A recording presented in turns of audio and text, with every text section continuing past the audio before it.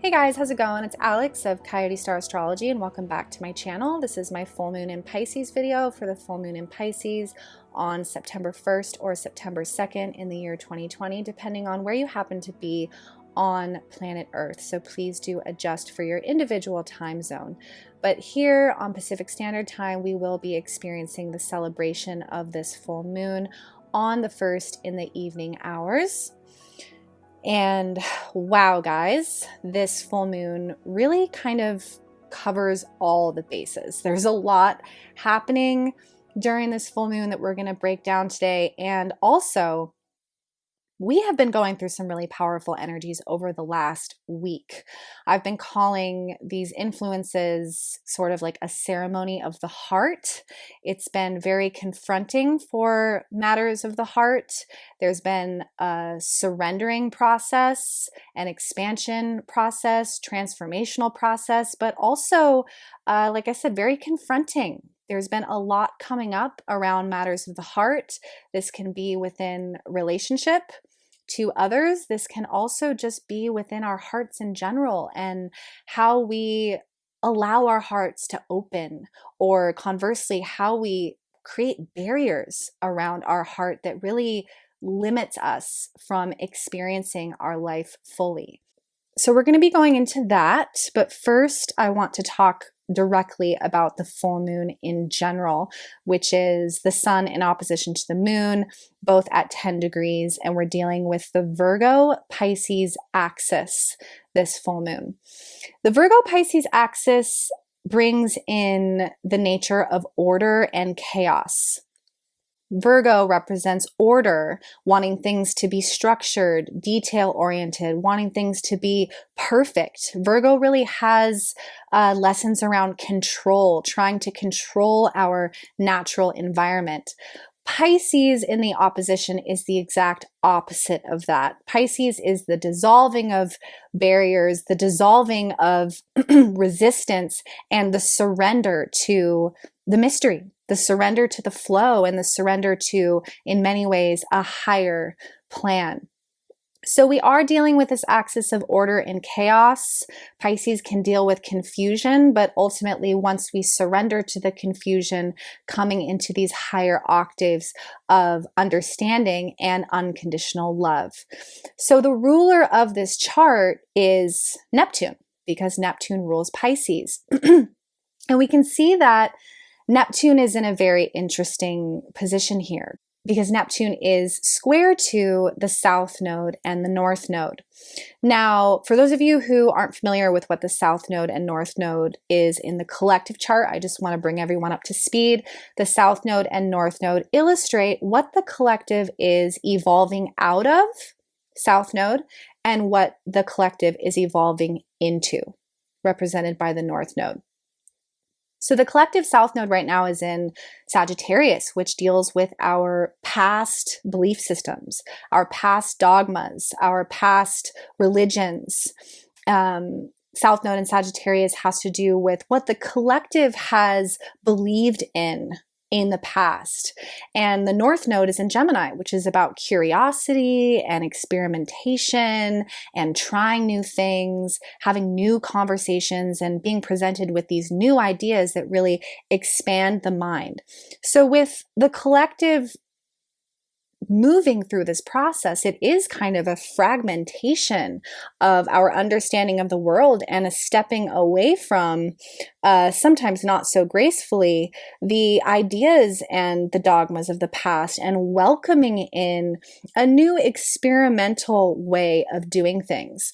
So with this full moon's ruler, Neptune, square to this space in the chart, it does suggest that many are experiencing sort of like a crossroads, if you will, that may be very confusing, because Neptune is the planet of fantasy, illusion, and things aren't very clear within Neptune. So this full moon does seem to suggest many of us being asked to surrender to a new experimental way of approaching what lies ahead, or what might be confronting us at this time. We also see that the full moon is nicely wedged between Neptune and the asteroid Ceres. And this is an element that I really want to speak to because I think that it's a very honest representation of what many people are feeling. And this is because Ceres deals with lessons around the natural grief process that we experience through the seasons of life.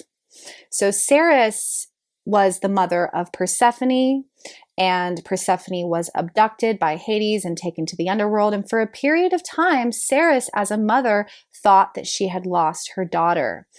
Eventually, Persephone was returned and the two were reunited, but for a period of time, Ceres went through a process around grief as a mother. So having Ceres so close to the moon in this chart does suggest that even though there's a lot of magic unfolding, and I know many of you have been feeling these upgrades over the last all year, but especially in this last week as we've been moving through some powerful transits, there is a process of grief that might be coming up for many people, and potentially a process of separation from one path and surrendering to the flow of another.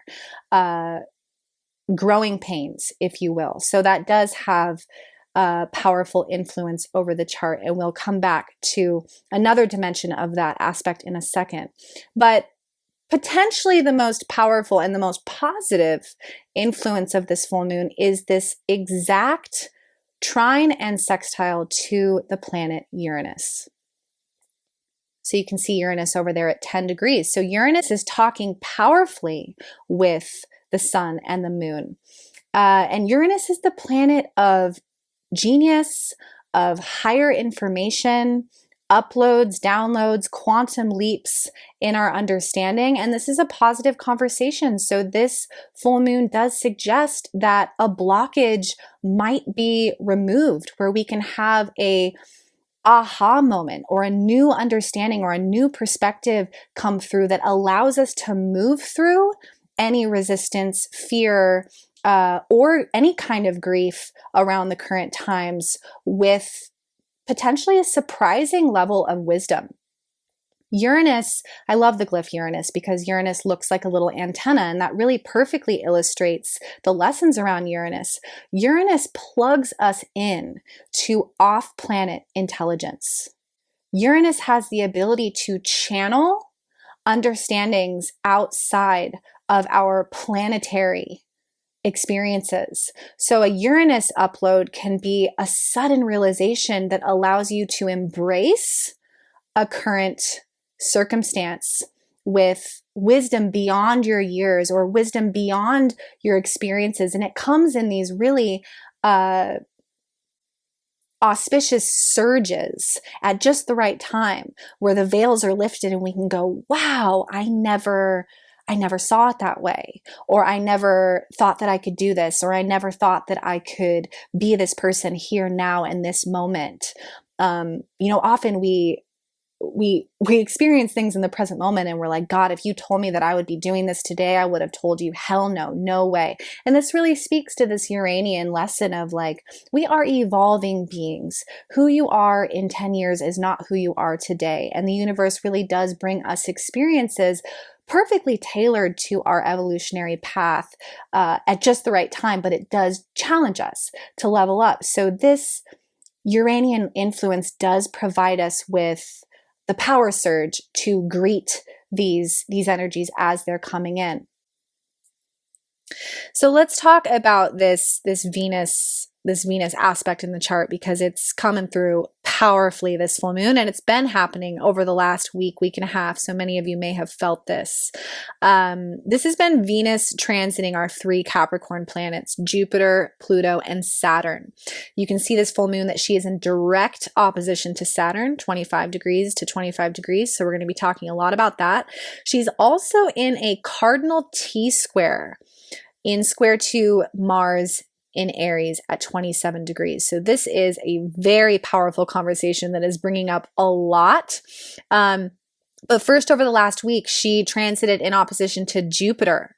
Venus opposite Jupiter really expands our heart. It really expands our perception of what it means to love and how we show up in love, how we let love in, how we love others. And then she transited Pluto, which has been a powerful transformation journey for Venus. Venus opposite Pluto can bring up a lot. It's a death rebirth process of our ability to love, our heart space, our relationships. And now, almost like a reality check, now she's in opposition to Saturn. And Saturn is putting the brakes on things for a second and saying, look at the reality of the situations around matters of the heart for the long term.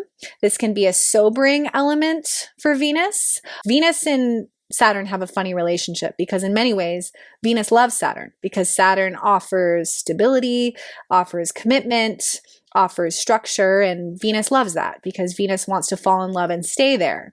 However, when they're in opposition, they're having a conversation where there's some things to be looked at. There's some things to work out. And for that, we look to also this square to Mars.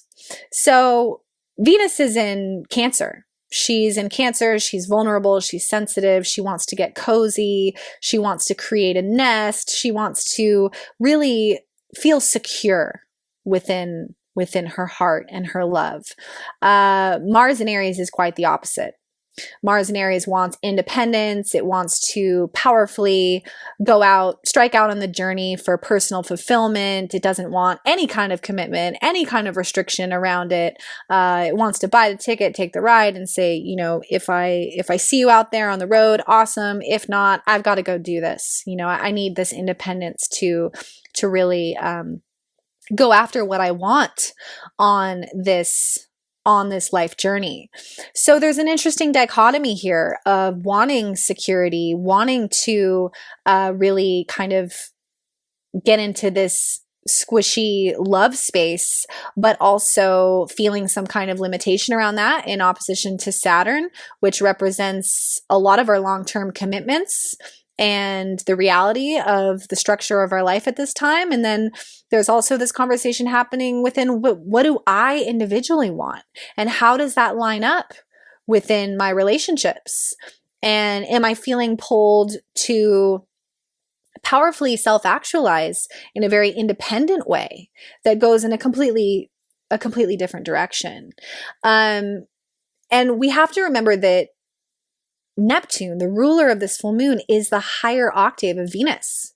Venus rules earthbound love. Venus rules earth here down on the earth plane. And sometimes love here on the earth plane can have a lot of, it can be a little bit conditional. There can be a lot of expectation that comes up with our security issues here on the earth plane. You know, like, I need you to be my boyfriend, I need you to do this, and I need you to be here all the time, and your life course has to line up with my life course, and like, you know, this whole thing. But Neptune is unconditional Christ consciousness love. So this is like a mother's love to her child. Like, I don't understand why you need to do this. I don't know why you have to dress this way. I don't know why you have to listen to this type of music, but I just love you anyway. And that's really what Neptune is asking for us in so many different dimensions of our relationships right now, is surrender, let it go. With this Mars in square to Saturn, Pluto, Jupiter right now, everyone is experiencing this somewhere in their chart on Earth. So understand that our friends, our partners, all of it, everyone is being powerfully asked to step into their life purpose individually right now. And it's causing a lot of friction for certain people, especially with that square to Saturn, as we all sort of try to figure out how to navigate the challenges of this time. And in many ways, because of the heavy Capricorn influence, I know that it can feel like things are actually becoming more restrictive and more regulated and more mandated. And indeed, on the 3D level, they are in many ways. But when we're talking about Pisces, we are not talking about the 3D. We're talking about interdimensional, beyond the veil, these higher spiritual concepts. And spiritually, there is this sense that I know some of you are feeling, that the limitations are actually dissolving. What we thought was possible is actually expanding. And so much of this is happening through the ceremony of the heart. How can I open up my heart more? How can I heal so that I can show up fully, authentically, and openly to every experience in my life? How can I love the people around me more unconditionally? How can I encourage them and be the strongest support system that they have in their life? How can I encourage them to fulfill their dreams, even if it doesn't involve me? Even if I experience grief or separation, how can I do that? And this is really, I think, in many ways, that North Node. How can I welcome new dimensions of love in my life that look quite different from maybe what I was taught or what I expected? And noticing where the heart puts on the brakes of rejecting love when it's received simply because it doesn't look the way that we thought that it did before. How can I welcome my prejudices to dissolve? How can I speak my truth authentically in a new way? How can I bring my friends in a little closer? How can I bring my family in a little closer by simply risking unveiling who I am authentically? But it's not easy because we are going through that square from Saturn. So it's testing. It's testing a lot of people. But there's so much magic. And I think that a lot of clarity can also come through this full moon, not only because of the Uranian upgrade influence, but also because we will be leaving behind the direct opposition to Mercury, which I want to speak to for just a moment, because it's been a powerful influence over our last week as well, which is Mercury in Virgo, which once again wants things to make sense and make lists and know what's happening and put this back where it goes, and like that's very Mercury in Virgo, which has been in trine to Saturn, Pluto, Jupiter. So this is wanting to know how things are going to go for the long term, wanting to know, what am I doing here? Like, what's actually happening here? But that's been very difficult because it's been in opposition to Neptune over the last week. Neptune is smoke and mirrors and confusion and, oh my God, is this even real? And I don't know what direction to go and I don't know what's going on, but that's clearing this full moon. So whatever you've been experiencing over the last week as Mercury comes to make that beautiful exact trine to Saturn is hopefully going to provide some clarity and clearance for you through, again, the surrender to the magic of Pisces and, bringing through that higher wisdom of Ceres, which is that we go through periods of separation and change, but that the universe has our back. And this full moon is really, I think, going to show us through that Neptune influence that we actually can have our ideal. Neptune is about ideals and fantasy, particularly if we're able to challenge ourselves to welcome in a new perspective, that North Node in Gemini. So really expansive full moon, you guys, really beautiful. I hope you all are doing well. I do want to speak quickly too, before I close out, just some really important dates for the rest of the year. I've given these to you guys already, but I want to speak to them again in case we have some new listeners, because it's arguably the most important part of the rest of the year. So this is the dates that Saturn, Pluto, and Jupiter are going to be moving direct. Big dates. And we're going to see an acceleration of movement, particularly within politics, mandates, governments, things like this. So Here's the dates, guys. Jupiter direct on September 12th, September 13th, depending on where you're at. So remember that date. That's going to be a big one. Then we have Saturn moving direct on September 28th. And then finally, huge one, we have Pluto direct on October 4th. This is going to be an all systems go, all 3 planets powerfully moving forward as of October 4th, which is really going to heat things up October and November. And these 3, of course, will be in square to Mars still, which is, as we've been discussing, in Aries, which is about personal sovereignty and personal freedom. So this is really when we're going to see, and we're already seeing some of this now, this, more protests, more of a fight against the restrictive elements of governments, etc., and those authority figures. And if you would like to know where this is hitting your chart more personally, definitely know where Mars is transiting your chart. Because where Mars is transiting your chart is where you are being asked to embrace a whole new level of your individuality. And you're probably really feeling the fuel to do that.